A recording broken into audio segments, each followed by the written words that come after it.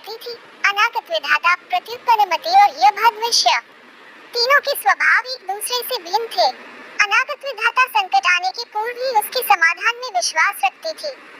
प्रत्युत्पन्नमति की सोच थी कि संकट आने पर उसका कोई न कोई समाधान निकल ही आता है।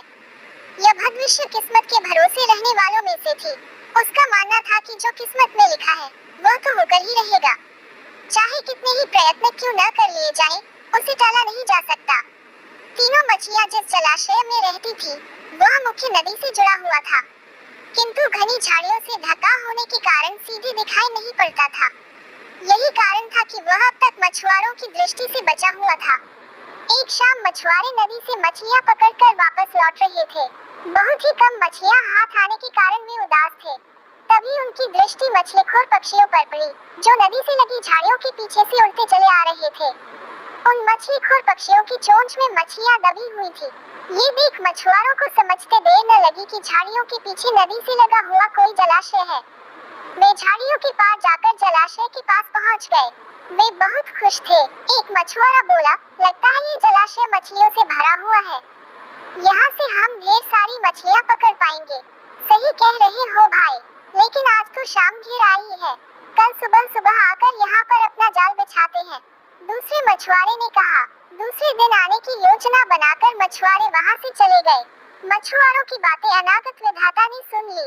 वह तुरंत प्रत्युत्पन्नमति और यभद्विष्य के पास पहुंची और बोली, कल मछुआरे जाल डालने इस जलाशय में आ रहे हैं। यहाँ रहना अब खतरे से खाली नहीं रह गया है। हमें यथाशीघ्र ये स्थान छोड़ देना चाहिए। मैं तो तुरंत ही नहर से होती हुई नदी में जा रही हूँ, तुम लोग भी साथ चलो।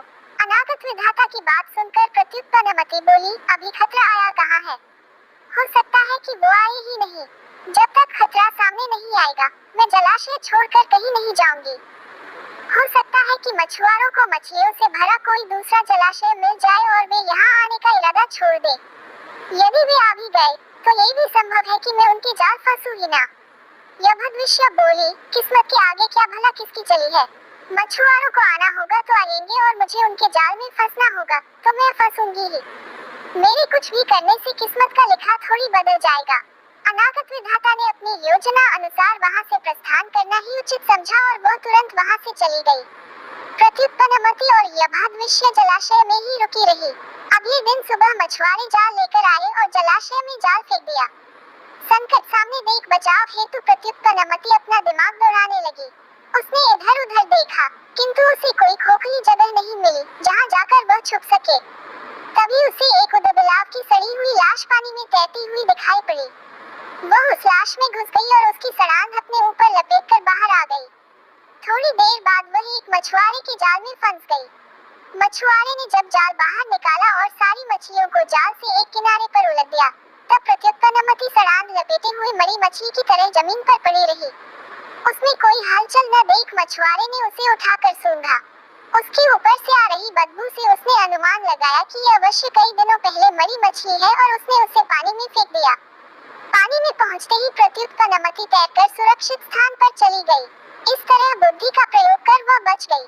वही दूसरे मछुआरे के जाल में फंसी यभद्विष्य कुछ किए बिना किस्मत के भरोसे रही और अन्य मछलियों के साथ दम तोड़ दिया। सीख, किस्मत उसी का साथ देती है जो खुद का साथ देते हैं।